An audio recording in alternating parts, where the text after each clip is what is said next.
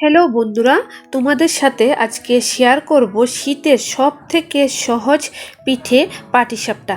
এটা খেতে যেমন সুন্দর হয় তেমনি বানানোও খুব সহজ। প্রথমে আমি একটা বোলের মধ্যে 2 কাপ সুজি নিয়ে নিলাম। তার মধ্যে 700 গ্রামের মতন আমি দুধ দিয়ে আস্তে আস্তে সুজিটা মিশিয়ে নেব। আর কিছুক্ষণের জন্য আমি সুজিটা রেস্টে রেখে দেব। আর এদিকে কড়াইয়ের মধ্যে আমি 1 লিটার দুধ জালে বসিয়ে দিলাম আর সুজিটা ভালো করে মিশিয়ে এক সাইড করে রেখে দিলাম। তারপর আমি একটা মিক্সি জারের মধ্যে কুড়ানো নারকেল আর দুধ জার করা দুধ দিয়ে আমি এটা গ্রাইন্ড করে নিলাম। তারপর ওই দুধের মধ্যে আমি গ্রাইন্ড করা নারকেলগুলি দিয়ে দেব আর আস্তে আস্তে নাড়াচাড়া করতে থাকুন। রেস্টে থাকা সুজিগুলি আমি একটা বড় জারের মধ্যে মিক্সি জারের মধ্যে নিয়ে নিলাম। এই দেখুন, তারপর এটা ফাইন একটা পেস্ট বানিয়ে নেব। আর এদিকে দুধের ক্ষীরটা আমি বাতাসা দিয়ে বানাবো। চিনি থেকে বাতাসা দিয়ে ক্ষীরটা বানালে ঘন হয় আর খুব স্বাদ হয় আমি মনে করি। আর এখানে আমি একটা ফাইন সুজির ব্যাটার বানিয়ে নিলাম। এখন এই ব্যাটারের মধ্যে একটা খেজুর গুড় ছোট ছোট করে কেটে মিশিয়ে দিলাম। তার মধ্যে 2 কাপ চালের গুঁড়ো মিশিয়ে ফাইন একটা ব্যাটার বানিয়ে নেব। এই দেখুন, আমি 2 কাপ চালের গুঁড়ো মিশিয়ে নিলাম আর তার মধ্যে সামান্য পরিমাণে নুন ব্যবহার করব।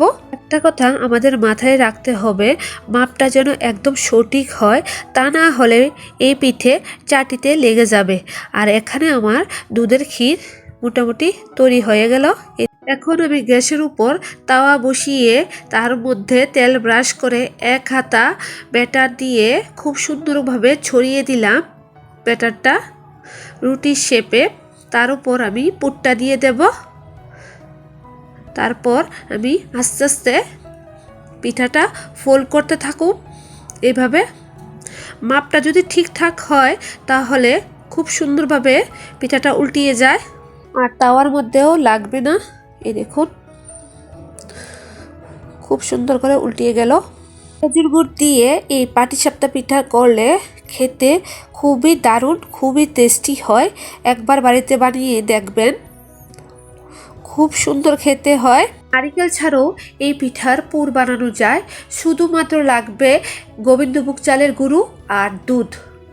এই দুটি উপকরণ দিয়েই তো আপনারা খুব সুন্দর একটা মজাদার পুর বানাতে পারেন। আপনারা ঘরে একবার চেষ্টা করবেন, খুব টেস্টি হয় ওই পুরটা। আর আমার পিঠার রেসিপিটা কেমন হয়েছে জানাবেন। যদি ভালো লাগে লাইক কমেন্ট শেয়ার করবেন। আর সবাইকে অসংখ্য ধন্যবাদ আমার সম্পূর্ণ ভিডিওটা দেখার জন্য। Thank you for watching.